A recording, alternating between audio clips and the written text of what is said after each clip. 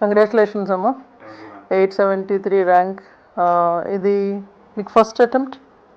First attempt. So first attempt 873 is quite an achievement. మీకు ఎట్లా అనిపించింది ఫస్ట్ ర్యాంక్ వినగానే? అంటే అది గుడ్డా బ్యాడ్డా అనేది అంత ఐడియా లేదు, ఫస్ట్ టైం కాబట్టి ఎలా తీసుకోవాలనేది అర్థం కాలేదు. But slowly being in the list అనేదానికి I need to be grateful because lot of effort is there నా సైడ్ నుంచి అండ్ ఓవరాల్ ఒక ఎకోసిస్టమ్ నుంచి సపోర్ట్ వచ్చింది కాబట్టి. So slowly I became grounded and grateful for the support. So and ఎవరైతే లిస్ట్లో miss అయ్యారో, సో కంపేరింగ్ టు దెమ్ కొంచెం లక్ నాకు ఫేవర్ ఉంది కాబట్టి ఐ మీన్ ద లిస్ట్ కాబట్టి I felt happy for that. But నేను ఇంకొంచెం బెటర్ వచ్చుంటే రిజల్ట్ బాగుండేది అనుకున్నాను. Maybe I will try better next time. ఇంకోటి ఏంటంటే మీరు ఇంటర్వ్యూస్, మాక్ ఇంటర్వ్యూ అప్పుడు కూడా ఆ డౌన్ టు ఎర్త్ అనే ఇది కనబడింది. చెప్తే రిసీవ్ చేసుకునే విధానం కానీ, and you are looking very smart with the suit also mock interviews అప్పుడు కూడా. So I think that personality was also very well groomed. And ఇంకా మీకు అటెంప్ట్స్ ఉన్నాయి కాబట్టి, అండ్ ఐ డోంట్ థింక్ మీకు అంత కింద సర్వీసెస్ వస్తాయని నేను అనుకోను. మోస్ట్లీ ఐపీఎస్, ఐఆర్ఎస్, ఐటీలో I think based on the availability of mostly రెండిట్లో ఉండొచ్చు మ్యామ్. ఒక 4-5 డేస్లో ఐడియా వస్తుంది. మీ పేరెంట్స్ ఎట్లా రియాక్ట్ అవుతున్నారు? Father was expecting something better. Fathers always do that. But mother was very happy. Eventually father also ఆయన కూడా అర్థమైంది వాట్ ఇట్ యాక్చువల్లీ మీన్స్ అని. ఇప్పుడు they were happy, but they know ఇంకా పొటెన్షియల్ ఉంది అని. సో ఇంకా సపోర్ట్ ఇస్తున్నారు, అలాగే యూ క్యాన్ డూ అని, ఇంకా మళ్ళీ రాయొచ్చు అని. దాని మీద వర్క్ చేయాలి ఇంకా. గ్రేట్ అచీవ్మెంట్ ఏంటంటే ఫస్ట్ అటెంప్ట్లో క్లియర్ చేయడం అన్ని ఫేజెస్ అనేది, that something that you really should celebrate for the moment.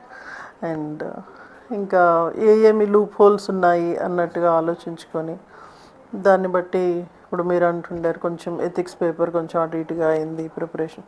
Writing అనేది చాలా ఇంపార్టెంట్, దట్ యూ రియలైజ్డ్. రాయడం ఎంత ఇంపార్టెంట్ ఈ ఎగ్జామ్లో క్లియర్ చేయడానికి అనేది. ఎందుకంటే నాకున్న 1 ఇయర్లో డిసెంబర్ నా హెల్త్ ఇష్యూ వల్ల డిసెంబర్ పోయింది.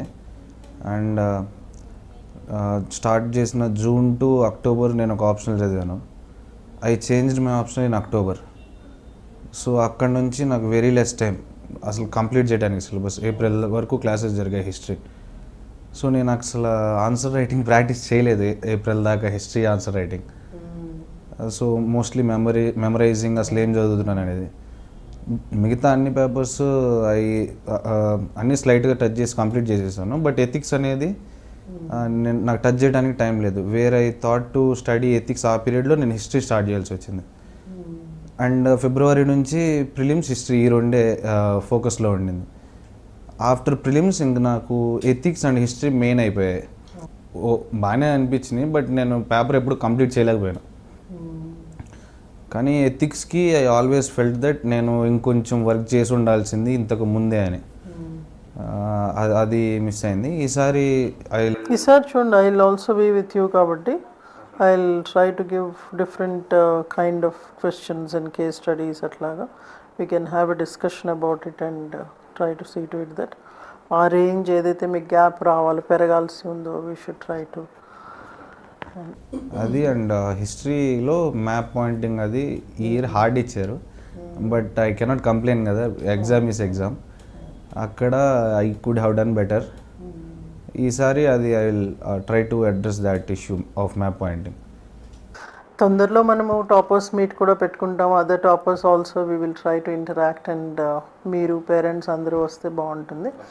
తర్వాత and hour journey will continue in the preparation for the exam.